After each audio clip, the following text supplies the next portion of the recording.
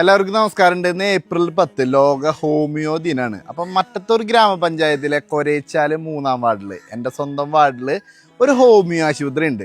അപ്പോൾ ഇന്ന് ഹോമിയോ ദിനാചരണത്തിൻ്റെ ഭാഗമായിട്ട് നമ്മളെ വിളിച്ചിട്ടുണ്ട്. അപ്പോൾ നമ്മുടെ നാട്ടിലെ എൻ്റെ വാർഡിലെ ഹോമിയോ ആശുപത്രി നമുക്ക് പരിചയപ്പെടാം.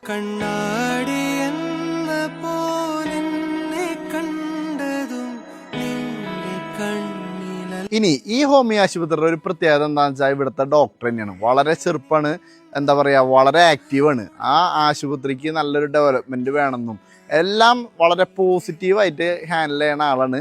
അപ്പോൾ ഇങ്ങനത്തെ സർക്കാർ ജീവനക്കാർ വളരെ ജോലിയോട് വളരെ പാഷനേറ്റായിട്ട് വളരെ ആത്മാർത്ഥത്തോടുകൂടി വർക്ക് ചെയ്യണ ഒരുപാട് പേരുണ്ട്. അതിലൊരു ഉത്തമ ഉദാഹരണമാണ് നമ്മുടെ ഹോമിയോ ആശുപത്രിയിലെ കാർത്തിക് ഡോക്ടർ. അപ്പോൾ ഡോക്ടറെ നമുക്കൊന്ന് പരിചയപ്പെടാം. ഇനി ഡോക്ടറെ കുറിച്ച് പറയുകയാണെങ്കിൽ എപ്പോൾ നമ്മുടെ ഒരു മിസ് കോൾ വന്നാൽ അപ്പം തന്നെ തിരിച്ചു വിളിക്കും.